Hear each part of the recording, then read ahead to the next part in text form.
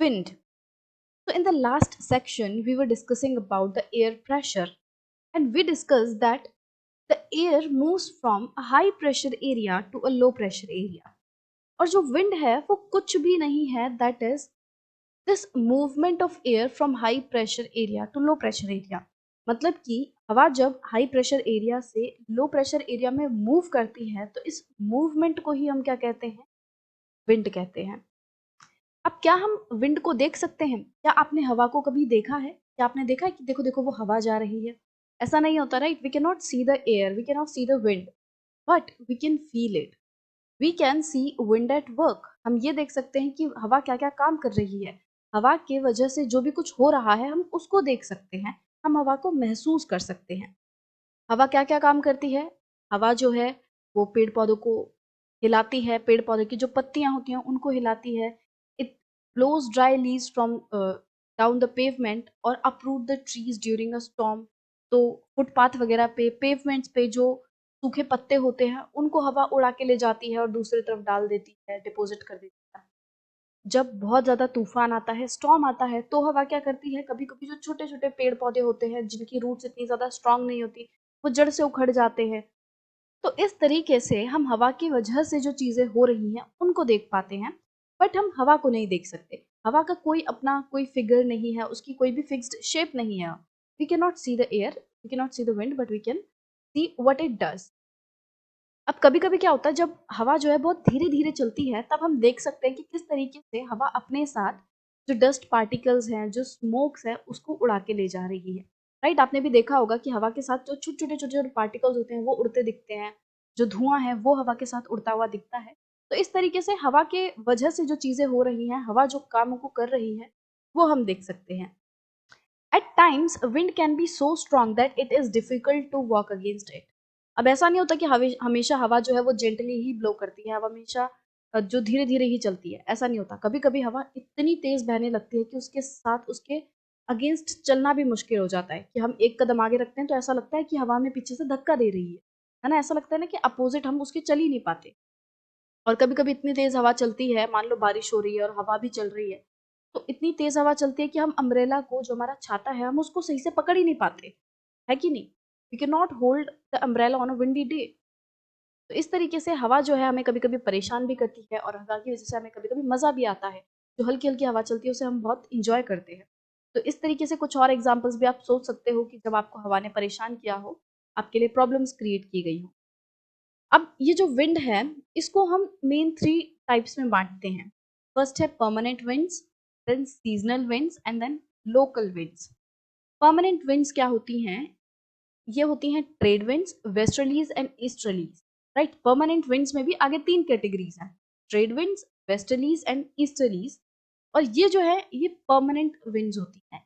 जैसा कि इनके नाम से ही पता चल रहा है, ये कॉन्स्टेंटली पूरे साल एक डायरेक्शन में ही बहती रहती हैं, ठीक है? ये अपनी डायरेक्शन को चेंज नहीं करती रहती। मान लो कोई हवा है, वो सिर्फ़ और सिर्फ़ इस डायरेक्शन में बह रही है, तो पूरे साल वो इसी डायरेक्शन में बहती रहेगी, ये अपनी डायरेक्शन को चेंज नहीं करेगी। So that's why it is called permanent wind।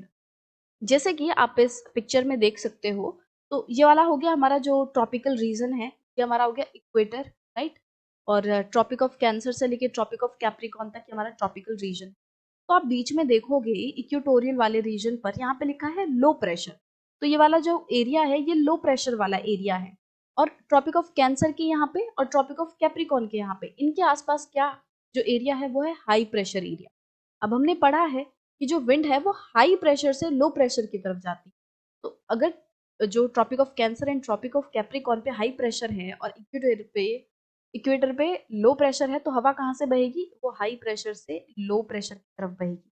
वो ट्रॉपिक ऑफ कैंसर वाले एरिया से और ट्रॉपिक ऑफ कैप्रिकॉर्न वाले एरिया से इक्वेटर की तरफ आके बहेगी, राइट? तो जैसे कि आपको ये एरोस से पता चल रहा है कि हाई प्रेशर से लो प्रेशर की तरफ जो विंड है वो बह रही है, राइट? सिमिलरली अगर हम इसके ऊपर जाएंगे तो हम क्या देखते हैं कि यहाँ पे क्या है, सब पोलर लो प्रेशर, यहाँ पे लो प्रेशर एरिया है।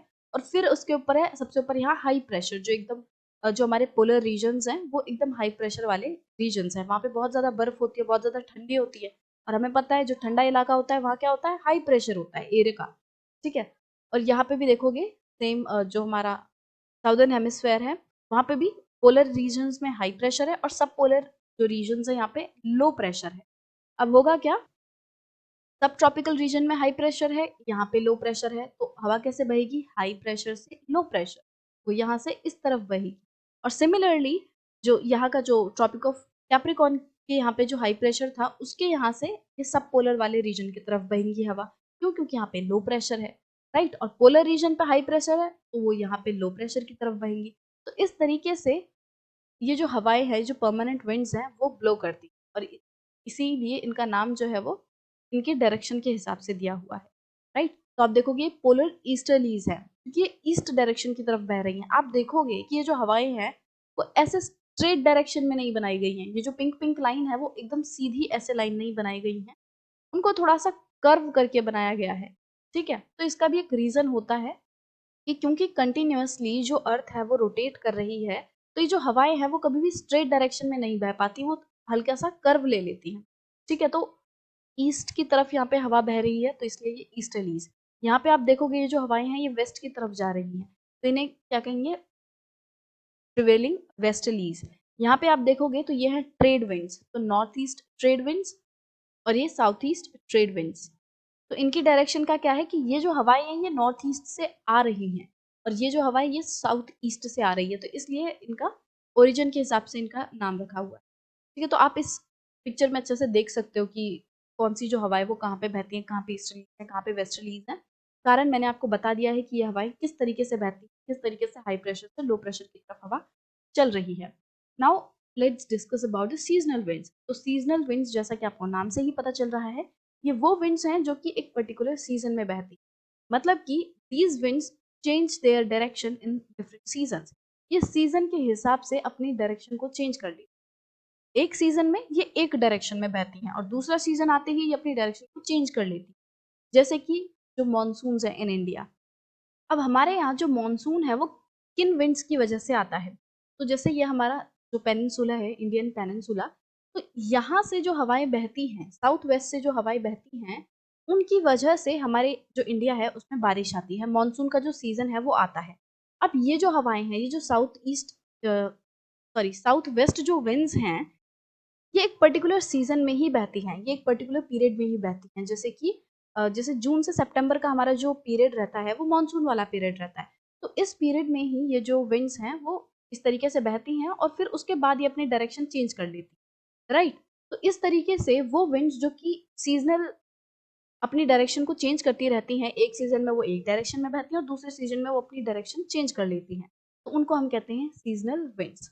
Now local winds, these blow only during a particular period of the day or year in a small area।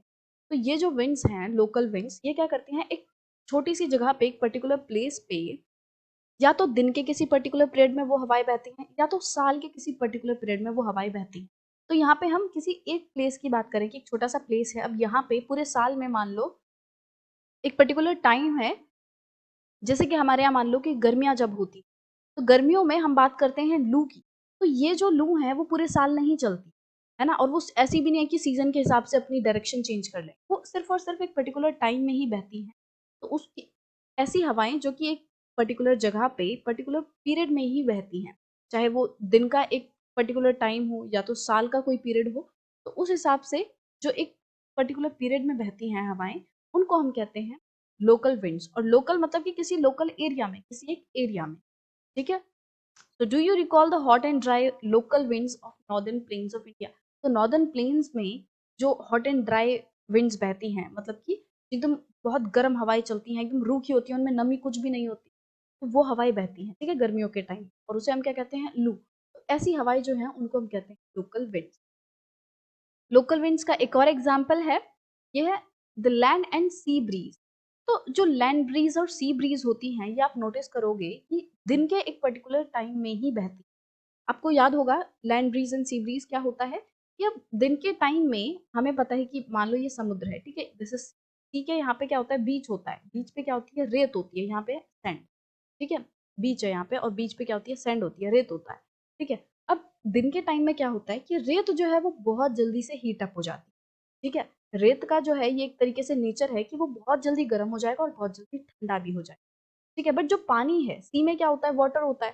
ठीक है, वाटर जो है वो इतनी जल्दी ठंडा भी नहीं होता और इतनी जल्दी गर्म भी नहीं होता। तो दिन के टाइम में सैंड तो जल्दी से गर्म हो जाएगी, बट सी वाटर जो है वो अभी इतना ज्यादा गर्म नहीं हुआ है, वो सैंड के कंपैरिजन में थोड़ा ठंडा है।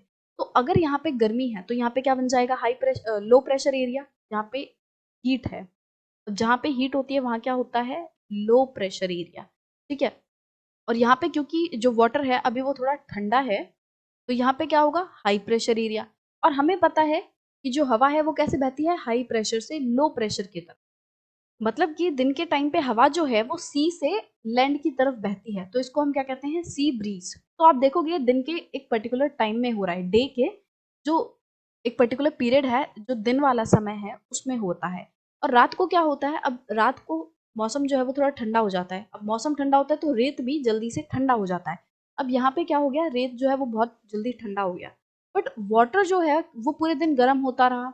ठीक है, वो पूरे दिन गर्म होता रहा। अब रात होते होते ऐसा नहीं होगा कि वो अचानक से ठंडा हो जाएगा रेत की तरह, अब वो ठंडा होने में भी थोड़ा टाइम देगा। तो अब रेत जो है वो रात होते होते जल्दी से ठंडा हो गया, तो अब यहाँ पे क्या है, यहाँ पे है कोल्ड। ठीक है, और इसलिए यहाँ पे क्या है, हाई प्रेशर। ठीक है, हाई प्रेशर एरिया। अब यहाँ पे पानी जो है वो दिन की, जैसे जैसे वो दिन में गर्म हुआ था इस वजह से अभी पानी में गर्मी है, पानी गर्म है, तो यहाँ पे हीट है अभी। ठीक है, और इसलिए हीट है तो यहाँ पे क्या है, हाई प्रेशर। अब रात को क्या होगा, रात को पानी हाई प्रेशर से लो प्रेशर की तरफ बहेगा। अब मतलब कि रात को क्या होगी, लैंड ब्रीज बहेंगी। ठीक है, तो ये होता है land breeze and sea breeze, और ये एक लोकल विंड्स का बहुत अच्छा एग्जांपल है कि किस तरीके से दिन के एक पीरियड में सी ब्रीज बहती हैं और दूसरे पीरियड में लैंड ब्रीज बहती हैं। Cyclone, nature's fury. तो इस सेक्शन में उड़ीसा में आए हुए एक साइक्लोन की बात की गई है कि किस तरीके से उस साइक्लोन ने उड़ीसा में बहुत ज़्यादा डिस्ट्रक्शन कॉज किया। बहुत सारे जो लोग थे उनकी जानें गई, बहुत सारे जो एनिमल वो अफेक्ट हुए। तो इसके बारे में हम पढ़ते हैं। तो उड़ीसा जो है वो एक सी कोस्ट पर स्थित है, मतलब कि हमारे इंडिया में जो ईस्टर्न सी कोस्ट है। ठीक है, तो मान लो ये हमारा इंडियन पेनिनसुला है, तो यहाँ पे कहीं जो उड़ीसा है वो स्थित है। अब यहाँ पे क्या है, यहाँ पे आपको पता है बे ऑफ बंगाल है, राइट। बे ऑफ बंगाल में जो भी उठने वाले साइक्लोन्स हैं उनसे बहुत ज़्यादा खतरा रहता है यहाँ पे स्थित जितनी भी स्टेट्स हैं उनको। ठीक है, सिर्फ उड़ीसा को ही नहीं, बाकी जो दूसरी भी स्टेट्स हैं उनको भी बहुत ज़्यादा खतरा रहता है, जो भी साइक्लोन्स बे ऑफ बंगाल में आने वाले हैं उनकी वजह से। तो ऐसा ही एक साइक्लोन आया था 17 एंड 18 अक्टूबर को 1999 में उड़ीसा में, जिसकी वजह से उड़ीसा के जो 5 डिस्ट्रिक्ट थे वो बहुत ज़्यादा अफेक्ट हुए, वहाँ पे बहुत ज़्यादा हानि पहुंची। और उसके बाद कुछ दिनों बाद ही 29 अक्टूबर को एक और सुपर साइक्लोन आया वहाँ पे। तो आप सोच सकते हो कि पहले एक साइक्लोन, मतलब लगातार दो दो साइक्लोन की वजह से वहाँ पे कितनी ज़्यादा प्रॉब्लम लोगों को फेस करनी पड़ी हो। ठीक है, अब जो भी डैमेजेस हुए थे उड़ीसा में इस साइक्लोन की वजह से, वो मेन 3 फैक्टर्स से हुए थे। ठीक है, वो कौन-कौन से 3 फैक्टर थे, विंड वेलोसिटी, मतलब कि हवा की जो स्पीड है उसकी वजह से, रेन, बारिश, जो लगातार बारिश हो रही थी उसकी वजह से लोगों को प्रॉब्लम हुई, और टाइडल सर्ज, कि जो समुद्र की लहरें थी वो बहुत ज़्यादा ज़्यादा उठ रही थी, और वो जो लैंड वाला एरिया है वहां तक लहरें आ रही थी, और उसकी वजह से बहुत ज़्यादा डिस्ट्रक्शन। जो विंड्स थी वो लगभग 260 किलोमीटर पर आवर के जो स्पीड है उससे बह रही थी, और लगभग 36 आवर्स तक ये विंड इस स्पीड में बहती ही रही। तो आप सोच सकते हो कितनी तेज स्पीड्स में हवा जो है वो बह रही थी। और इस हाई वेलोसिटी की वजह से, विंड की इस डिस्ट्रक्शन की वजह से क्या हुआ, जो बहुत सारी ट्रीज हैं वो जड़ से उखड़ गए, बहुत सारे जो कच्चे घर थे वो डैमेज हो गए। इसके अलावा जो इंडस्ट्रियल शेड्स वगैरह थी, मतलब कि जो इंडस्ट्रीज वगैरह पे जो शेड्स रहती हैं, ठीक है, वो उड़ गए, उसके जो रूफ टॉप्स थे वो उड़ गए। पावर सप्लाई एंड जो टेलीकॉम लाइंस थी वो पूरे तरीके से ठप हो गई, मतलब कि रुक गई, खराब हो गई। तो वहां पे लोगों को कितनी ज्यादा दिक्कत का सामना करना पड़ा होगा, सिर्फ और सिर्फ तेज विंड्स की वजह से। मतलब कि मैं कह रही हूँ कि सिर्फ और सिर्फ, बल्कि आप देख सकते हो कि जैसे हवा जो है नॉर्मल बहती है तो कितनी अच्छी लगती है, बट यही हवा जब इतनी ज्यादा स्पीड से बहती है तो कितना ज्यादा डिस्ट्रक्शन कर सकती है, आप सोच सकते हैं, राइट। उसके बाद दूसरा फैक्टर था हैवी रेन। तो साइक्लोन के कारण 3 दिन तक लगातार वहां पे बारिश होती रही, और इतनी ज्यादा बारिश के कारण उड़ीसा में बहुत सारे जो रिवर्स थे वो भर गए, मतलब कि वो ओवरफ्लो हो गए, और जिसकी वजह से आसपास वाले इलाकों में बाढ़ आ गई। और जो साइक्लोनिक विंड्स थी उनकी वजह से टाइडल वेव्स जो है, जो समुद्र में लहरें थी, वो बहुत ऊंची ऊंची लहरें इस तरीके से उठ रही थी, और वो इनलैंड जो एरिया है, मतलब कि मान लो ये लैंड है और यहाँ पे समुद्र है, ठीक है, यहाँ पे समुद्र है। अब समुद्र से उठने वाली जो लहरें हैं वो आगे 20 किलोमीटर तक लैंड वाले एरिया में, अंदर 20 किलोमीटर तक वाले एरिया में बहुत ज्यादा डिस्ट्रक्शन उसने कॉज किया। लगभग ये जो वेव्स थी, ये जो टाइडल वेव्स उठी, ये लगभग 7 से 10 मीटर हाई वेव्स थी, और इनकी वजह से जो स्टैंडिंग पैडी क्रॉप थी, मतलब कि जो चावल की खेती थी, को बहुत ज्यादा नुकसान हुआ। ठीक है, अभी जो साइक्लोन था वो गल्फ ऑफ थाईलैंड से ओरिजिनेट हुआ था, वहां से शुरू हुआ था, और धीरे धीरे करके नॉर्थ वेस्टवर्ड वाली डायरेक्शन में, मतलब ये हमारा जो है इंडियन पेनिनसुला है, और यहाँ पे हमारे अंडमान एंड निकोबार आइलैंड्स हैं, और यहाँ से कहीं से जो साइक्लोन है वो उठा और इस तरीके से नॉर्थ वेस्ट तरफ आने लग गया। और सुबह 10:30 बजे 29 अक्टूबर में जो सुपर साइक्लोन है उसने ओडिशा के जो एरासमा एंड बालीकुड़ा वाला जो एरिया है वहां पे हिट हुआ। ये जो हम दूसरे वाले जो साइक्लोन की बात कर रहे हैं, सुपर साइक्लोन जो था वो 29 अक्टूबर को इन एरियाज में आया।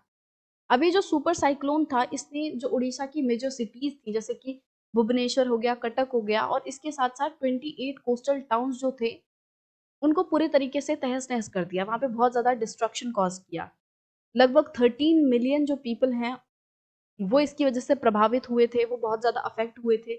इसके अलावा बहुत सारे जो जानवर थे, जो लाइफ स्टॉक्स थी, गाय भैंस ये सब थी, वो भी मर गई, उनकी भी जानें चली गई। जो स्टैंडिंग पैडी क्रॉप थी, जो चावल की खेती थी, जो वेजिटेबल फ्रूट्स, इन सब की जो खेती थी वो भी बहुत ज्यादा डैमेज हुई।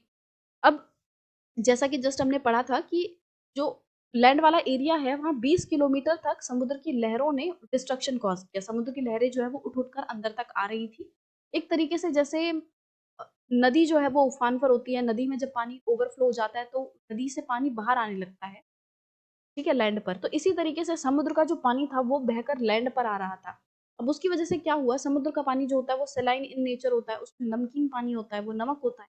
अब ये जो नमक वाला पानी है वो जब यहाँ पे बैठेगा, मतलब कि जब पानी एवोपोरेट हो जाएगा तो लैंड पे क्या रह जाएगा, नमक नमक रह जाएगा। अब इस सेलेनाइजेशन के कारण क्या हुआ, ये जो जमीन है वो एग्रीकल्चर के लायक ही नहीं रही।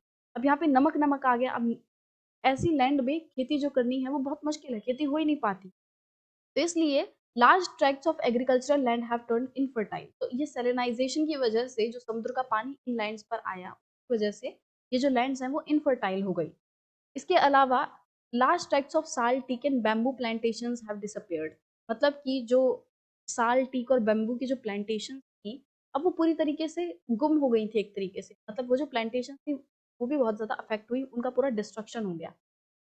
और पारादीप एंड कोणार्क के बीच में जो मैंग्रोव फॉरेस्ट थे, जो जंगल थे, वो भी एक तरीके से खत्म हो गए। मतलब कि जो लहरें थी, जो हवा थी, उन्होंने इन सभी पेड़ पौधों को बहुत ज्यादा हानि पहुंचाई। सारे जो पेड़ थे बहुत सारे वो जड़ से निकल गए, जो लैंड थी वो इनफर्टाइल हो गई। तो इस वजह से जो प्लांट्स थे वो भी बहुत ज्यादा अफेक्ट हुए। सिर्फ और सिर्फ जानवर और सिर्फ और सिर्फ जो ह्यूमंस हैं वही अफेक्ट नहीं हुए थे, जो पेड़ पौधे हैं, जंगल हैं, वो सब भी बहुत ज्यादा अफेक्ट हुए थे इस साइक्लोन की वजह।